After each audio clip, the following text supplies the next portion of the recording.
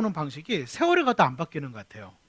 제가 지난주인가요? 중학교 여학생들 둘이 막 싸우는 거예요. 근데 이제 말로 막 서로 삐져갖고 막 말다툼하는데, 말다툼을 하다가 한 학생이 뭐라고 얘기하냐면 이렇게 얘기하더라고요. 너나 알아? 너나 알아? 이렇게 얘기하는 거예요. 이 참, 여러분 이렇게 싸워보신 적 기억나지 않으세요? 막 오랫동안 알아온 친구인데 갑자기 정색을 하고 너나 알아? 이러면 안다고 해야 돼요? 모른다고 해야 돼요? 예? 오랫동안 수년을 같이 친한 친구로 지내왔는데 갑자기 너나 알아? 이러면 안다고 해야 될지 모른다고 해야 될지. 어릴 때 그렇게 싸워본 기억 있지 않으세요? 요즘 애들도 그렇게 싸우더라고요. 하나님이 우리 보고 정색하시면서 너나 알아? 이게 참 되게 난감하죠. 하나님이 우리를 보고 정색을 하면서 너나 알아? 이러면 우리가 뭐라고 해야 될까요? 여러분, 우리는 양쪽이 모두 있어요. 우리는 신앙생활을 할 때 첫째, 하나님을 다 알 수가 없습니다. 그죠? 우리는 하나님을 믿습니다, 하나님을 사랑합니다라고 이야기할 때 하나님을 결코 다 알기 때문에 그렇게 말할 수 있는 게 아니에요. 우리가 하나님을 다 안다고 이야기하면 우리가 하나님이죠. 인간이 저 우주와 만물을 창조하신 하나님을 다 알고 믿을 수 없습니다. 그렇기 때문에 우리는 너나 알아 그러면 우리는 다 모른다고 말할 수밖에 없는 거죠. 근데 반대로 그럼 전혀 모르고 믿나요? 전혀 모르고 어떻게 믿어요? 믿을 만한 대상인지 믿을 만한 정보가 나한테 있는지 그 정도는 돼야지 믿는 거죠. 우리가 사람과 사람 사이의 관계에서도 이 사람과 친구가 될 만한지 이 사람과 알만한 사이인지 어느 정도 알아야지 믿죠. 근데 우리가 신앙생활을 하다 보면 풀리지 않는 수수께끼가 있어요. 그냥 교회에 와서 예배드리고 그냥 이렇게 그냥 해오던 방식으로 신앙생활을 하는 분들은 사실은 별로 고민 없게 신앙생활을 하지만 좀 질문이 많고 또 고민이 많고 또 나름대로 하나님을 향해서 알고자 하는 그런 마음이 있는 사람들 가운데에는 신앙생활을 하다 보면 계속해서 새로운 수수께끼가 만들어집니다. 그 중에 하나가 뭐예요? 왜 하나님은 세상에 고통을 주시는가? 왜 하나님은 그런 세상을 내버려 두시는가?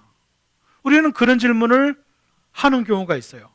세계 곳곳에서 일어나는 그런 참상만이 아니라 우리는 우리 개개인의 삶에서 일어나는 크고 작은 고통에 대해서 질문하고 때로는 절망합니다. 실제로 제가 사람들을 만나보면 이런 질문 참 많이 해요. 하나님이 계시는데 왜 세상이 이 모양이야?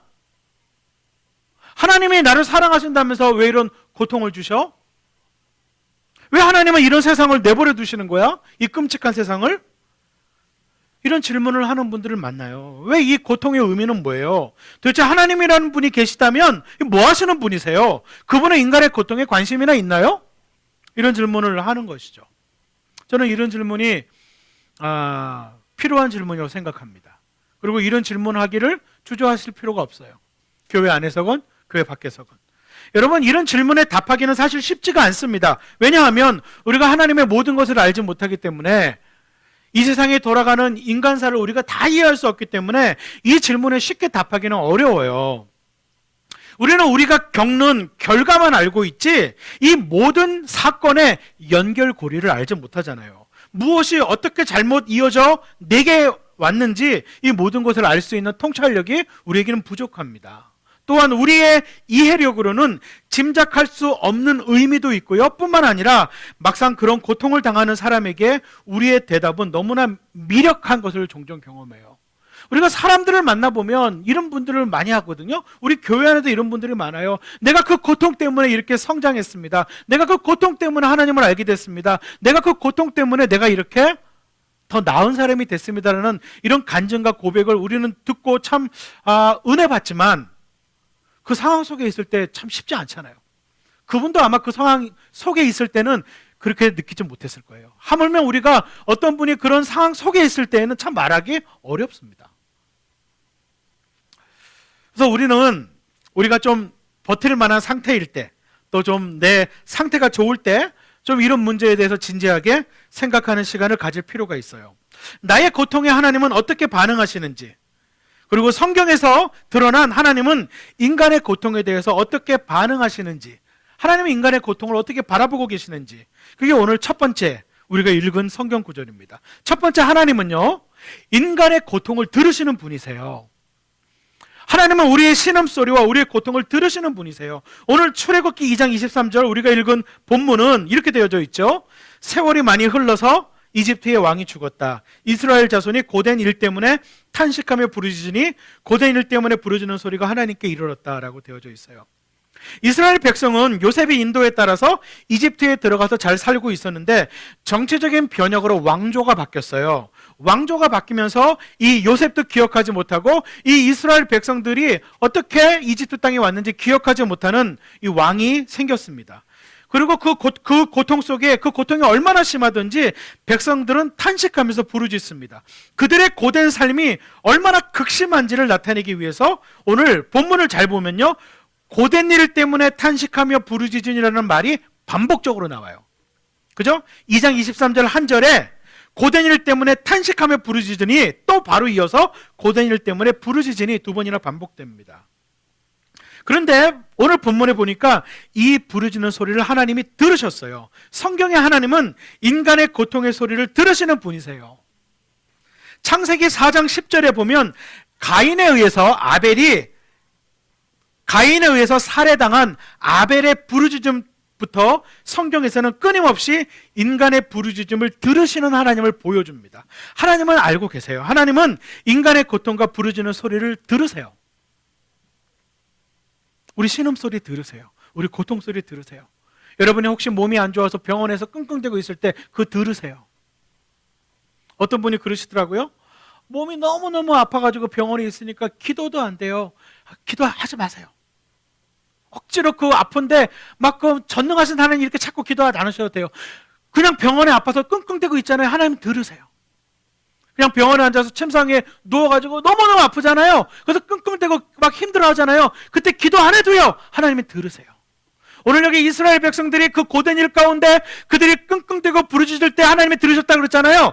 그들이 기도한 거 아니에요. 그들이 그냥 일하면서 신음한 거예요. 그들이 그냥 일하면서 고통스러웠던 거예요. 그들이 일하면서 너무 힘들었던 거예요. 그들이 뭐 그 엄청난 돌을 운반하고 이러면서 하면서 뭐 그들이 뭐 거기서 갑자기 뭐 기도했겠어요? 무릎 꿇고? 아니에요. 그 고통을 하나님이 들으세요. 하나님이 들으십니다. 그런데 우리는 그냥 들어주는 것만으로 만족할 수 없어요. 실제로 하나님은 우리의 고통의 소리를 들으시는 것만이 아니라 오늘 성경은 뭐라고 말씀하시냐면 실제로 하나님은 우리의 고통받는 세상 속으로 찾아오셨다고 말씀하세요. 그분이 예수님입니다. 다 같이 요한복음 11장 32절부터 35절을 같이 볼까요? 요한복음 11장 32절부터 35절입니다. 우리 32절은 남자분들이, 33절은 여자분들이 이렇게 교독으로 읽을까요? 남자분들이 먼저 천천히 읽겠습니다. 마리아는 예수께서 계신 곳으로 와서 예수님을 뵙고 그 발 아래 엎드려서 말하였다. 주님이 여기에 계셨더라면 내 오라버니가 죽지 않았을 것입니다.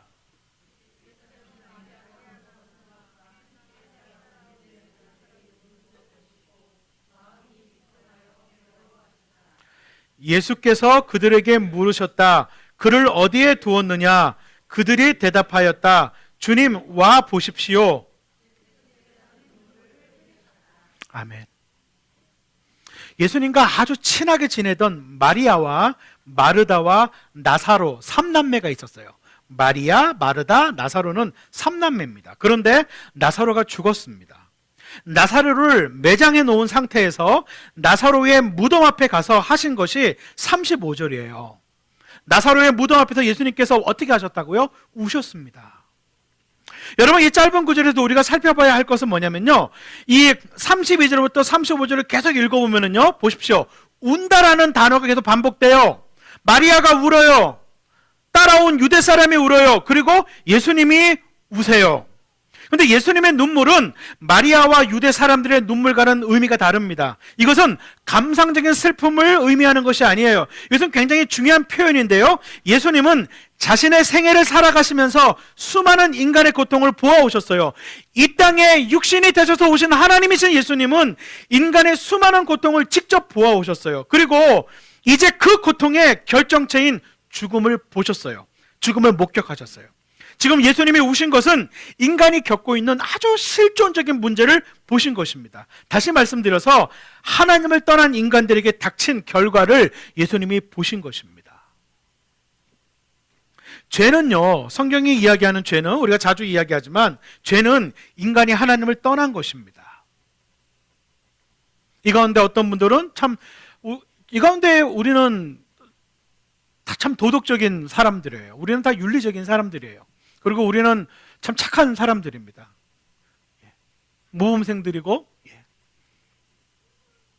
그런데 성경에서 이야기하는, 성경에서 말씀하고 있는 죄라는 것은 그런 의미가 아니에요. 성경에서 말씀하고 있는 죄는 인간이 인간 자체를 창조하시고 인간이 인생을 만드시고 인간이 이 천지를 만드신 하나님을 버리고 떠난 것이 성경에서 말씀하는 죄예요. 하나님을 떠났기 때문에 인간은 점진적으로 죽음을 경험하게 되면서 결국은 실제로 죽음을 당하게 됩니다. 나사로가 죽어 있는 모습은 인간이 하나님을 떠났기 때문에 겪게 되는 인간의 실존적인 모습입니다. 이것을 보시고 예수님이 우세요. 예수님은 사람들의 고통을 들으실 뿐만이 아니라 어떻게 해요? 그 현장에서 보시고 우시는 분입니다. 하나님은 우리의 고통을 들으시는 분만이 아니고 우리의 고통의 현장에 찾아오셔서 함께 우시는 분이세요. 여러분, 이 고통은 도대체 어디에서 오는 걸까요? 우리 인간 세상에 우리의 고통과 문제는 도대체 어디에서 오는 것일까요? 고통은 근본적으로 하나님과 인간이 괴리된 데서 오는 것입니다. 다시 말씀드립니다. 인간 사이에, 인간의 인생과 생애에 고통이라는 것이 왜 오느냐면 이 고통은 근본적으로 하나님과 인간이 괴리된 데서 오는 것이에요. 제가 자주 이런 예를 드리는데 저는 참 이 예가 맞다고 생각이 들어요. 여러분, 나무가 여기도 이렇게 예쁜 뭐라고 해야 되나요? 나무라고 해야 되나요? 화초라고 해야 되나요? 여기 이렇게 나무가 있는데 이 나무가 뿌리에서 나무가 뽑히면은요, 이거 뽑자마자 죽는 게 아니에요. 뽑아도 살아요. 왜냐하면 뿌리에 붙어 있는 수분과 자양분이 있기 때문에 어느 정도는 살아있는 것처럼 보여요. 근데 시간이 가면 어떻게 해요? 흙에서 뽑힌 나무는 처음에는 살아있는 듯 보이지만 점진적으로 죽어가요. 점진적으로 죽어가면서 시들어가면서 생기를 잃어가면서 마침내 말라 죽습니다. 왜냐하면 생명을 얻을 수 있는 근원을 잃어버렸기 때문이에요. 하나님을 떠난 인간의 인생을 보면 인간의 인생이 하나님을 떠나고 당장 죽지 않아요. 아담과 하와가 선악을 알게 하는 나무를 따먹고 그 다음날 죽었어요? 아니에요. 그런데 그들의 인생은 하나님으로부터 생명을 공급하시고 인간을 만드시고 인간이 살아갈 수 있는 삶의 힘과 인간이 살아갈 수 있는 삶의 생명을 주시는 하나님을 버리고 떠난 인간은 그 다음부터 삶이 피폐해져 가요. 그 다음부터 삶의 고통이 찾아오고 그 다음에 인간관계가 분열되고 삶을 살아가면서 메말라 가요. 그리고 마침내 어떻게 돼요? 그리고 마침내 죽잖아요.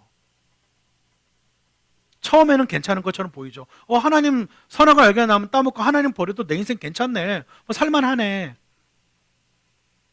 하나님을 떠난 인간은 이미 근원적인 생명을 잃어버렸기 때문에 기준도 원칙도 없이 자기 소견으로 살게 됩니다. 그리고 자신이 저질러 놓은 죄로 인해서 고통을 겪게 되며 점진적인 죽음으로 향하는 삶을 살게 되는 것이에요. 이것을 직면하지 않고 하나님께로 나오지 않아요. 여러분, 내 인생이 죽어가고 있네. 내 삶이 참 내 마음대로 안 되네. 내 인생이 메말라가고 있네. 내 가정이 내 마음대로 안 되네. 내 몸도 내 마음대로 안 되네. 내가 그렇게 사랑하는 사람들을 내가 제대로 사랑해주지 못하네. 라는 내 인생의 한계와 내 인생이 메말라가고 있다는 것을 직면해야만 하나님을 찾습니다. 이걸 직면하지 않고 하나님께 나오는 거는요, 다 장난치는 거예요. 내 생애에 절박하게 하나님을 정말 만나고 진짜 하나님을 만나려면 내 삶을 직면해야 됩니다. 죽음을 향해서 가고 있는 내 삶을 발견하게 될 때 사람들은 하나님을 절실하게 찾습니다. 여러분, 인간이 겪는 대부분의 고통은, 잘 들으십시오. 인간이 겪는 대부분의 고통은 하나님이 고통을 주신 것이 아니고요, 인간이 죄로 인해서 만들어내는 것입니다. 제가 언젠가 이런 예를 든 적이 있는데, 제가 뉴스에서 신문에서 읽고 한번 제가 설명을 드린 적이 있어요. 여러분, 어떤 사람이 갑자기 암에 걸렸어요. 혹시 우리 교회에도 약간 몸이 약간 편찮은 분이 있으신데 혹시 오해는 하지 마십시오. 예를 드는 거니까. 어떤 사람이 갑자기 암에 걸렸습니다. 모든 가족이 애를 씁니다. 절규하면서 하나님께 매달립니다. 그런데 왜 암에 걸렸을까? 하나님이 나한테 왜 암을 주셨을까? 이렇게 생각하면 안 된다고요. 하나님은 암을 주시는 분이 아니세요. 여기에는요, 뒷 배경이 있습니다. 끔찍한 상황이 있습니다. 실제 일어난 사건을 말씀드릴까요? 여러분, 일본에서는 다이옥신이 35 정도만 나와도 소각장을 폐쇄시킵니다. 그런데 우리나라의 평택에 있던 소각장에는요, 이 다이옥신이 50이 넘어갑니다.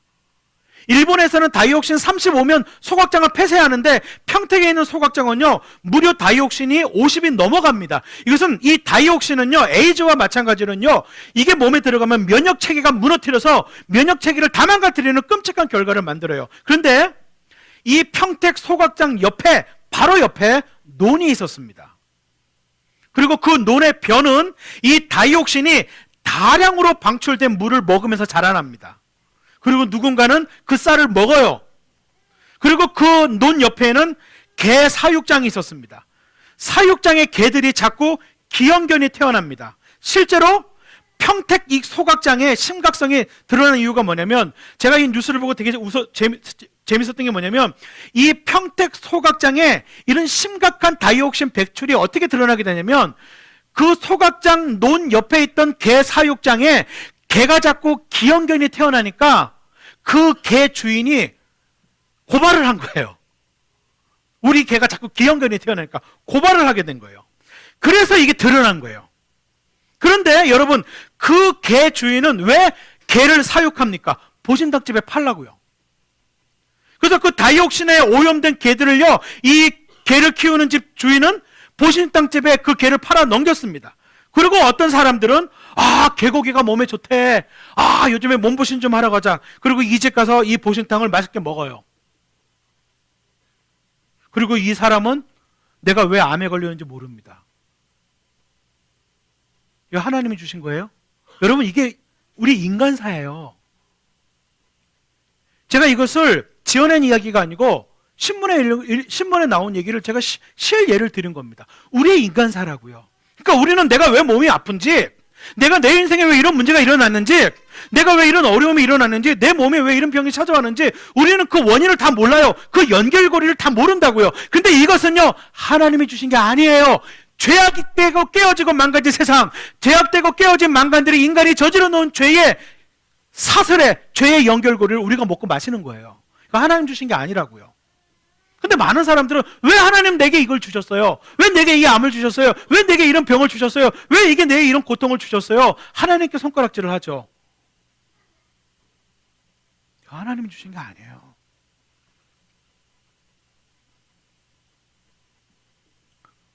하나님을 떠난 인간은 자신의 소견대로 살면서 서로가 서로를 고통으로 몰아넣습니다.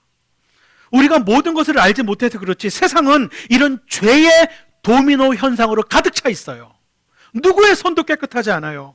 나 하나쯤이야 하고 넘어간 우리 모두는 어쩌면 공범입니다. 우리 모두는 공범이면서 또한 공동의 피해자일 수 있어요. 이런 연결고리가 우리 인간사에 가득한 거예요. 이런 연결고리가 우리가 사는 인간, 우리 어떤 분들은 그러시더라고요. 절대로 식당에서는 김치를 안 드신대요. 식당 김치 못 믿는다고. 제가 아는 어떤 분은요, 휴게소에 가잖아요. 고속도로 휴게소에 가면 오로지 라면만 드세요. 왜 그러냐 그랬더니, 그래도 우리나라에 물은 믿을 수 있대요. 라면은 어차피 똑같이 공사에서 찍어나고 물은 먹을 수 있대요. 근데 휴게소에서 나오는 음식을 못 믿는데요. 절대로 그분은 휴게소에서 라면만 드세요. 어떤 분은 절대로 김치는 안 드세요. 요즘에는 생선 안 드신다고요. 일본에서 건너온 게 많다고. 우리 몸에 축적되어 있는 방사능이 얼마나 많을까요? 우리 몸에 쌓여있는 다이옥신은, 중금속은 혹시 없을까요? 우리 그렇게 산다고요. 우리가 사는 세상이 이런 세상이에요. 이것은요, 하나님이 기대하시는, 하나님이 만드신, 하나님이 계획하신 세상이 아니에요. 그래서 깨지고 망가진 거예요. 그래서 깨지고 망가진 세상이에요. 우리는 이런 세상에 살고 있고 이런 세상을 누가 만들었어요? 하나님이요? 아니요. 우리가 만들었어요. 하나님은 오히려 슬퍼하신다고요. 고통스러워하신다고요. 내가 만든 세상은 이게 아니고, 내가 기대한 세상은 이게 아니고, 내가 처음 창조한 인간의 모습은 이게 아닌데 너희가 이 세상을 이렇게 만들어놨구나. 그런데 이 세상 속에서 우리의 고통으로 신음할 때 하나님이 들으신다고요. 야, 니네들이 싸질러 놓은 거 니네들이 책임져, 이렇게 하지 않으신다고요.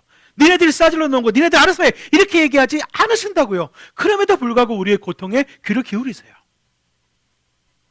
그냥 귀만 기울이신다고요? 찾아오셔서 우리의 죄의 결과로 죽음 앞에서, 그 무덤 앞에서 예수님은 우시는 분이시라고요. 세상에 굶어 죽는 사람이 많습니다. 하나님이 살아계시는데 왜 누구는 굶어 죽습니까? 왜 누군가는 이렇게 먹고 버린 음식물이 쌓이는데 왜 어느 곳에서는 사람들이 굶어 죽습니까? 근데 여러분 아십니까? 지금 현재 지구가 만들어내는 이 농산품은요, 지구의 전 인류가 먹고도 남을 만큼 지금 현재도 풍요롭습니다. 지금 현재 나오는 농산물이요, 부족하지 않아요. 지금 현재 나오는 전 세계의 농산물은요, 지구상의 모든 사람들이 풍요롭게 먹고 남을 만큼 그 이상의 것이 나옵니다. 문제는 뭐냐면 배분이 안 돼요. 배분이 안 되는 거예요. 물론 배분이 안 되는 문제는 복잡합니다. 그 왜 배분이 안 되느냐는 복잡한 이유가 있지만, 중요한 것은 농산품 자체의 부족이 아니라 배분이 안 되는 거예요. 그 속에 인간의 탐욕의 원인으로 자리 잡고 있다는 것을 누가 부인할 수 있겠습니까? 여러분 초콜릿 좋아하시죠? 저도 초콜릿 좋아해요. 피곤할 때 초콜릿 하나가 입에 들어가면 얼마나 좋은데요. 근데 여러분 아시죠? 대부분의 초콜릿 농장 안에 10살 미만의 아동 노동이 거기에 들어가 있다는 걸 아시죠? 여러분 우리가 먹는 초콜릿 그 카카오 농장에요, 10살 안 되는 아이들이 거기 일하는 애들 대부분입니다. 현재요. 그리고 우리는 그 초콜릿을 맛있게 먹습니다. 그렇다고 초콜릿 드시지 말라는 건 아니고요. 예, 저도 초콜릿 좋아하고 초콜릿 드시지 말라는 게 아니라 우리가 사는 세상이 이런 구조라는 거예요. 우리는 초콜릿을 먹고 어느 나라에서는 그 초콜릿 카카오 농장에서 우리의 자녀들보다 훨씬 어린 아이들이 그 고사리 같은 손으로 농장에서 일을 하고 있는 것이, 이게 우리가 사는 세상이라는 거예요. 왜요? 성경에는 그래서 세상이 깨졌다고 말하는 거예요. 성경에서 말씀하시는 죄, 성경에서 말씀하시는 세상이 깨지고 망가져 있다는 것은요, 종교적인 이야기가 아니에요. 형이상학적인 이야기가 아니에요. 무슨 교리적인 이야기가 아니에요. 성경에서 말씀하고 있는 진단은 실제적이고 실존적인 거예요. 마치 무슨 성경에서 말하는 죄, 그러면 무슨 종교나 교리에서 말하는 형이상학적인 죄, 세상에 깨지고 망가졌다고 얘기하면 그냥 기독교가 그렇게 이야기하나 보지, 그거 아니라고요. 아주 실존적이고 아주 실질적인 이야기를 하시는 거예요, 성경은. 사람들은 하나님이 문제가 있다고 하지만 사실은 사람들에게 문제가 있다는 것이에요. 하나님을 떠난 인간은 탐욕적이고 이기적이고 자기중심이 되어서 나만 행복하게만 하면 된다는 것이죠. 그래서 소극적으로든 적극적으로든 죄를 짓습니다. 이것이 연결되어서 우리가 사는 세상을 만들어 놓고 우리는 그 속에서 이렇게 저렇게 고통을 겪게 되는 것입니다.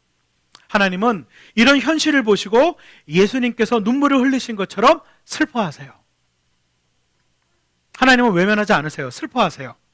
하나님은 우리가 이 땅에서 불치의 병에 걸려서 죽어갈 때, 기아로 굶어 죽고 있을 때, 자연재해로 고통을 겪고 있을 때, 사회 문화적인 혼돈과 압제를 겪을 때, 가난한 집에 태어났기 때문에 알바를 하면서 인간적인 모욕을 당하면서 일을 할 때 하나님은 보시고 슬퍼하십니다. 개개인이 어려움을 겪을 때 내가 자라면서 부모님께 받았던 고통, 아내와 남편의 고통, 그들 사이에서 자라나는 아이들의 고통과 신음소리를 하나님은 듣고 슬퍼하십니다. 하나님은 무관심한 분이 아니십니다. 하나님은 우리의 소리를 들으시고 바라보시고 슬퍼하십니다. 여러분 이거를 분명히 아셔야 돼요. 어떤 분들은 하나님은 세상을 만들어 놓고 하나님은 뒷짐져서 팔짱 끼고 이렇게 있는 분으로 이해하시는 분이 있어요. 결코 그렇지 않아요. 성경의 하나님은 그런 하나님이 아니세요. 그러나 하나님은 슬퍼하는 것으로만 끝나지 않으십니다. 그분은 인간의 고통에 동참하십니다. 계시록 1장 17절 18절을 같이 볼까요? 계시록 1장 17절 18절을 같이 한번 읽겠습니다. 시작. 두려워하지 말아라. 나는 처음이며 마지막이요 살아있는 자다.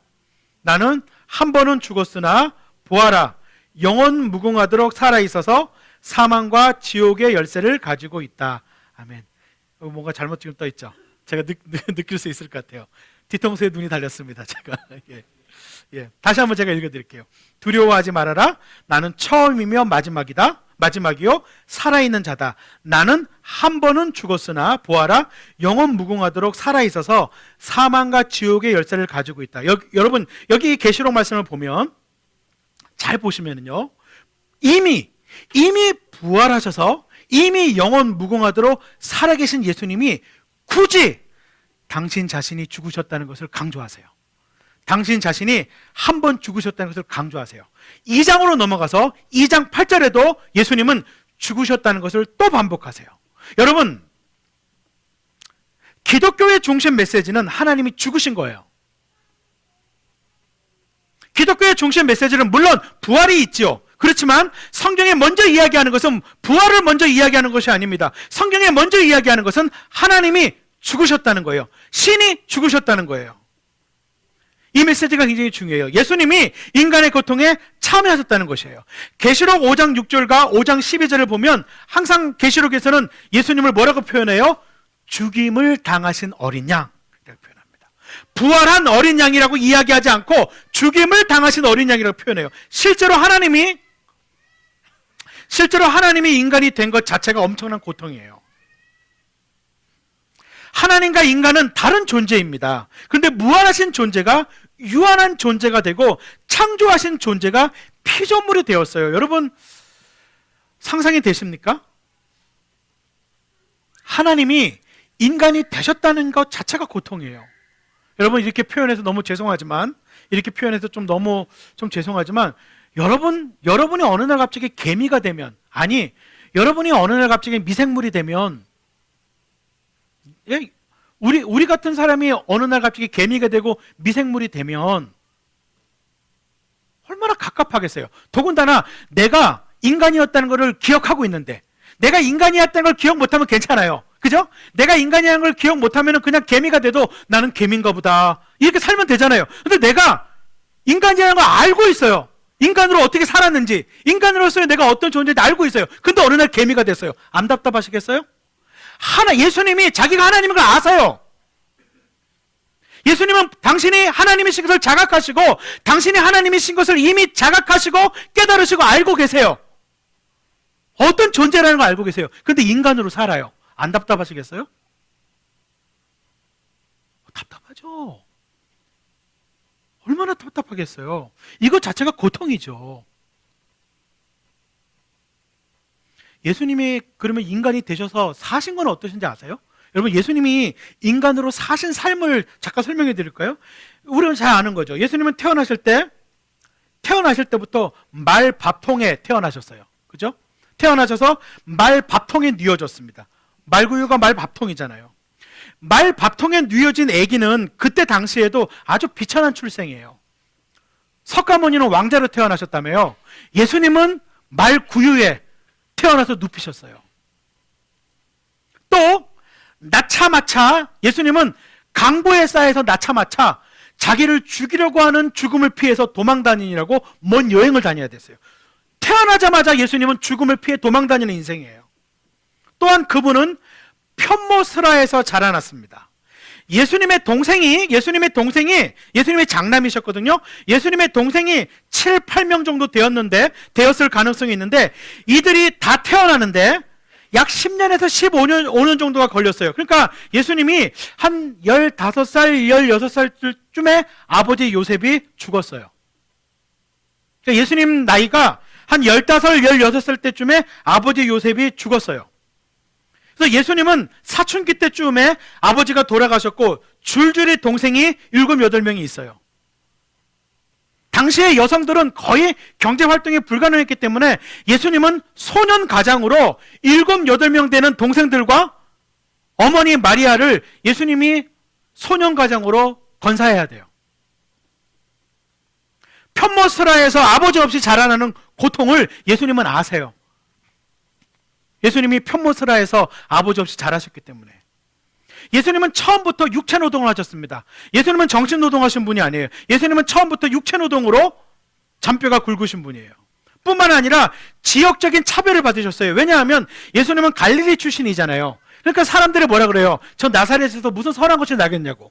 그러니까 예수님은 태어날 때부터 이 갈릴리 촌것, 이 나사렛 촌것, 나사렛이 갈릴리 지역이 있으니까 이 갈릴리 촌놈들 촌꽃으로 예수님이 지역적인 차별을 받으신 분이 예수님이 자라온 인생입니다.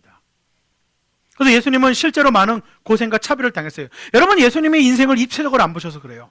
뿐만 아니라 예수님은요, 정체적인 압박도 받으셨습니다. 예수님이 태어나셨던 유대는 당시에 로마 제국 밑에 있었어요. 우리나라 일제시대처럼 그런 시대에 태어나신 거예요. 예수님이 6, 7세쯤 되셨을 때 유대 지역에 광복을 위한 반란이 일어났어요. 로마에서 볼 때는 반란, 유대편에서 볼 때는 광복운동이 일어났어요. 그 반란에 가담했던 200명이 처형을 당했는데 모두 십자가에 매달려 죽였어요. 그러니까 예수님은 십자가에 매달려 죽은 것은 어떻게 200명을 십자가에 매달려 죽였으니까 200명을 한번 보세요. 여러분, 이걸 공개 처형이거든요. 십자가는 공개 처형이에요. 200명을 십자가에 매달려서 공개 처형했으니까 얼마나 끔찍해요. 그거를 예수님은 어릴 때 봤어요. 처참하게 죽어가는 200명을 예수님은 어릴 때부터 봤다고요. 더군다나 이때 당시에 예수님이 뭐 하던 분이셨어요? 예수님은 본인만이 아니라 아버지 요셉 때부터 뭐 하는 집안이었어요? 목수집이었잖아요. 그러니까 갈릴리 지역이라는 이 촌구석에 200개가 넘는 십자가를 만들려면 예수님 집에서도 십자가 몇 개 만들었을까요? 안 만들었을까요? 만들었을 가능성이 매우 높죠. 예수님은 남의 나라 압제 밑에서 동족이 끔찍하게 죽음을 당하는 것도 보셨어요.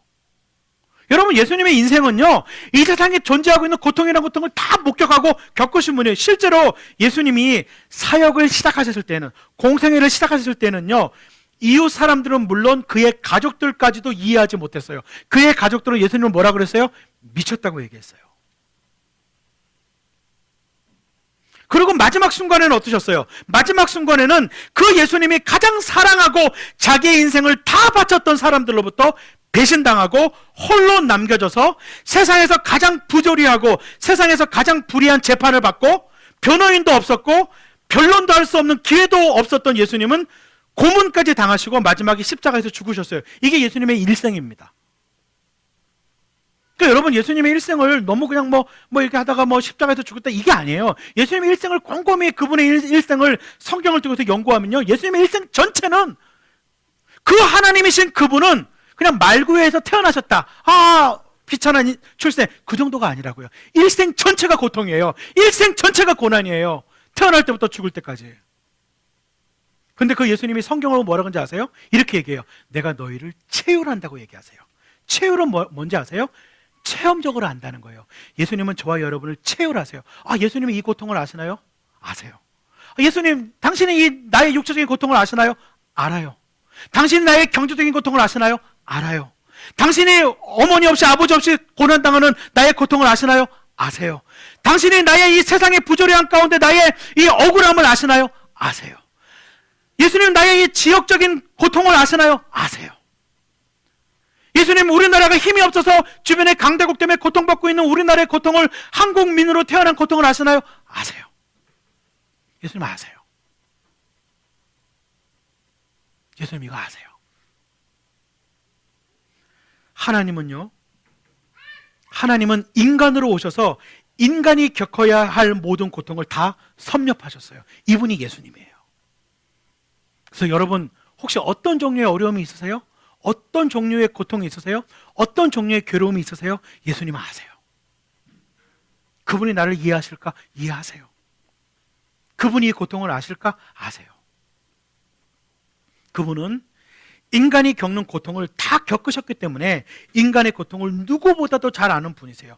이것을 성경에서는 체휼이라고 표현합니다. 그런데 하나님께서 이 인간의 고통에 참여하셨다는 것만으로 끝나지 않아요. 그럼 그 뭐가요? 나도 고통당하고 당신도 고통당하고 나의 고통에 동참해 주셔서 예수님 고맙기는 하지만 그걸로 끝나면 무슨 의미가 있어요? 하나님은 이런 인간의 근원적인 고통의 문제를 해결하셨다고 오셨어요. 이게 베드로전서 2장 24절부터 25절이에요. 같이 한번 볼까요? 베드로전서 2장 24절부터 25절 같이 한번 읽겠습니다. 시작. 그는 우리의 죄를 자기의 몸에 몸소 지시고서 나무에 달리셨습니다. 그것은 우리가 죄에는 죽고 의에는 살게 하시려는 것이었습니다. 그가 매를 맞아 상함으로 여러분이 나음을 얻었습니다. 전에는 여러분은 길 잃은 양과 같았으나 이제는 여러분의 영혼의 목자이며 감독이신 그에게로 돌아왔습니다. 아멘. 하나님은요, 우리의 근원적인 해결 방법, 우리 문제의 근원적인 해결 방법을 택하셨어요. 인간이 이런 고통을 겪는 이유는 인간이 하나님의 사랑을 버리고 하나님을 배반했기 때문입니다. 모든 인간들은 전부 자신들이 스스로 옳다는 생각을 갖고 자기 소견대로 삽니다. 하나님을 떠난 인간은 자기 중심이 될 수밖에 없습니다. 그리고 자기 중심적으로 살아가는 인간의 삶에는 고통이 흘러나올 수밖에 없습니다. 뿌린 대로 거둡니다. 우리가 행동을 하면 그 결과는 늘 있습니다. 하나님은 온 우주를 다스리시고 이끌어 가시면서 힘을 주실 수 있는 유일한 분이시지만 인간은 하나님을 버리고 배반했기 때문에 그렇게 뿌렸기 때문에 거두는 것입니다. 이런 고통이 찾아온 것입니다. 이것을 보시고 하나님은 슬퍼하시면서 우리의 고통에 동참만 하신 것이 아니라 스스로 오셔서 죽으셨습니다. 우리가 뿌린 것을, 우리가 거두어야 할 것을 하나님이 대신 거두기 위해서 죽으신 거예요. 우리는 뿌렸지만 우리는 거둘 게 없어졌어요. 여러분 잘 생각해 보세요. 우리는 뿌렸는데 우리가 거두어야 될 걸 예수님이 거두었기 때문에 우리는 뿌려놓고서 우리는 거둘 게 없어졌다고요. 우리는 죄를 뿌렸기 때문에 죄의 열매를 받아야 되는데 그 열매를 예수님이 대신 거뒀기 때문에 우리는 그 열매를 거둘 필요가 없어요. 하나님이 대신 거두셨기 때문에. 여러분 놀랍지 않으세요? 우리가 인간사만 살아도 뿌린 대로 거두잖아요. 그죠? 우리가 인간사만 살아도 심은 대로 거두잖아요. 근데 우리가 심은 것을 예수님이 대신 거뒀어요. 죄의 삭은 사망이라는, 우리는 사망을 받아야 돼요. 예수님이 대신 거뒀어요. 그래서 죽으신 거예요. 그는 베드로전서에 보니까 우리 죄를 자기 몸에 몸소 지시고 나무에 달리셨다고 이야기하고 있습니다. 그리고 우리가 죄에는 죽고 어디에는 살게 하셨다고요?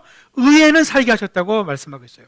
무엇 대해서 죽었다는 것은 그것과 그것이 만들어내는 모든 결과와 무관해진다는 걸 의미해요. 다시 말씀드릴게요.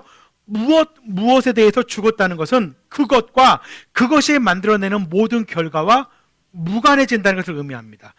죄에 대해서 예수님이 죽으셨다는 말씀의 의미는 죄와 그 죄가 만들어낸 모든 결과에 대해서 우리는 무관해질 수 있다는 거예요. 의에 대해서 살았다는 것은 하나님과의 관계가 회복되었다는 것입니다. 그렇게 하기 위해서 예수님께서 죽으셨다는 것이에요. 그래서 오늘 25절에 보니까, 베드로전서 25절에 보니까 전에는 여러분은 길을 잃은 양과 같았으나, 왜 그렇죠? 전에는 자기 마음대로 살았잖아요. 길 잃은 양은 어때요? 길 잃은 양은 자기 마음대로 가잖아요. 목자를 떠나서 길을 잃어버린 양은 자기 마음대로 살지 않아요? 전에는 여러분은 길을 잃은 양과 같았으나 자기 소견대로 자기 마음대로 살았으나 지금은 어떻게 해요? 지금은 여러분의 영혼의 목자이며 감독이신 그분께로 돌아왔다고, 하나님께로 돌아왔다고 말씀하고 있어요. 이제는 내 인생의 주인이 나에게서 하나님에게로 넘어간 것입니다. 길을 잃어서 자기 마음대로 가는 양이 아니라 목자를 따라가는 양으로 바뀌었다는 얘기예요. 예수님이 돌아가신 것은 우리를 하나님 앞으로 인도하기 위해서 돌아가셨습니다. 하나님은 증상을 고치는 분이 아니시고요, 근원적인 문제를 고치시는 분이세요. 하나님은 우리의 근원적인 문제를 해결하셔서 건강한 사람이 되어서 그 문제를 우리가 해결해 나갈 수 있도록 우리를 인도하시는 분이십니다. 오늘날 기독교가 하나님을 마치 우리 마음대로 가져다 쓸 수 있는 분인 것처럼 만들어버렸어요. 피조물인 인간이 창조주인 하나님과 협상도 하고 딜도 할 수 있다고 가르칩니다. 그래서 하나님께 따지고 하나님을 위협하고 하나님을 달래고 하나님께 조건을 달아서 협상을 하려고 합니다. 하나님 그렇게 하면 나 교회 안 나가요? 하나님 그렇게 하면 나 안 믿어줘요? 하나님께 따지고 위협하고 달래고 하나님과 협상을 해요. 하나님은 그런 분이 아니세요. 그분은 우리가 어떤 말로도 표현할 수 없는 영광을 가지신 분이고 우리가 상상할 수 없는 사랑을 주신 분입니다. 그 하나님은 우리의 고통의 소리를 들으시고 그것을 슬퍼하시고 우리의 고통을 동참하시고 그 하나님은 우리의 근원적인 문제를 해결하신 분입니다. 우리로 하여금 하나님께 돌아갈 수 있는 길을 활짝 여셨습니다. 그리고 마지막에 하나님께서는 인간을 그 고통으로부터 완전하게 해방시키실 것을 약속하시고 계획하신다고 말씀하고 계세요. 계시록 7장 17절 하반절과 2장 14절 한번 띄워주시겠어요? 계시록 7장 17절 하반절 제가 읽어드릴게요. 하나님께서 그들의 눈에서 눈물을 말끔히 씻어주실 것입니다. 2장 14절 그들의 눈에서 모든 눈물을 닦아주실 것이니 다시는 죽음이 없고 슬픔도 울부짖음도 고통도 없을 것이다. 이전 것들이 다 사라져 버렸기 때문이다. 하나님이 뭘 하신다고요? 우리의 눈물을 말끔히 씻어주십니다. 우리의 모든 눈물을 영원히 닦아주실 것입니다. 그날에 하나님이 우리를 만나셨을 때 먼저 하시는 일이 뭐냐고요? 우리 하나하나에게 다가오셔서 우리의 눈물을 닦아주신다는 것입니다. 하나님은 이 땅에 죄로 인해서 고통을 당하는 우리를 품고 계십니다. 우리의 눈물을 아셨기 때문에 우리의 고통을 아셨기 때문에 우리가 하나님 나라에 들어가면 하나님께서 내 눈물을 닦아주신다고 말씀하시는 거예요. 하나님은 듣고 계셨고 하나님은 이것을 경험하셨고 하나님은 근원적으로 이 문제를 해결하셨고 하나님은 이것을 완전하게 해결할 날을 기다리고 계십니다. 사람들은 이 하나님을 몰라요. 하나님이 없거나 혹은 하나님은 인간을 만들어서 던져놓고 인간이 당하는 고통을 그냥 쳐다보고 계시는 분으로 압니다. 우리가 고통을 겪고 있을 때 그 고통의 현장에 하나님이 계시다는 것을 몰라요.